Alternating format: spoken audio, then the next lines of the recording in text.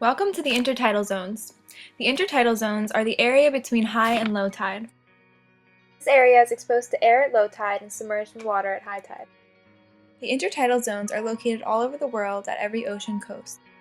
The supply of water is intermittent due to rising and falling tides. As the tide goes out, tide pools and shallow areas become vulnerable. There is high humidity and generally high precipitation. Temperature depends on your location on Earth. This biome has very high sun exposure and nutrients are supplied in high volume from off the coast. Phytoplankton, algae, and seaweed are the primary producers. It has a net primary productivity of 500.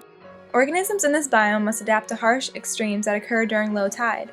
They are exposed to direct sunlight, high temperatures, and must withstand being washed away by crashing waves. Plants that live in this biome include barnacles, green algae, and seaweed. Seaweed is adapted to the intertidal zones because its weight is supported by water, which allows for growth. Gas-filled bubbles throughout the plant cause blades to float and maximize photosynthesis. Animals in this biome include mussels, crabs, and sea stars. Sea stars detect light with eye spots on their arms, which allows them to move towards heat. Sea stars also have an organ that pumps water through their bodies. This creates suction on rocks to help them withstand waves. On your visit to the intertidal zones, you can enjoy activities like swimming, observing wildlife, exploring the tidal pools, which are puddles left in the rocks when the tide goes out, and hiking along the shore.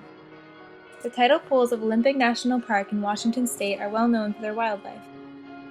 Be sure to visit the coral reefs for scuba diving, the mangrove swamps for canoeing, and the open ocean where you can parasail and snorkel.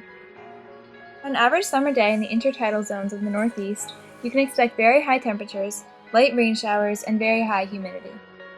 If you're visiting in the summer, make sure to bring a bathing suit, a towel, water shoes, and sunscreen. Threats to the intertidal zones include visitors degrading the biome by stepping on organisms and habitats and taking creatures home. Coastal development pollutes with fertilizer and toxins. Garbage and waste is washed in through the watershed.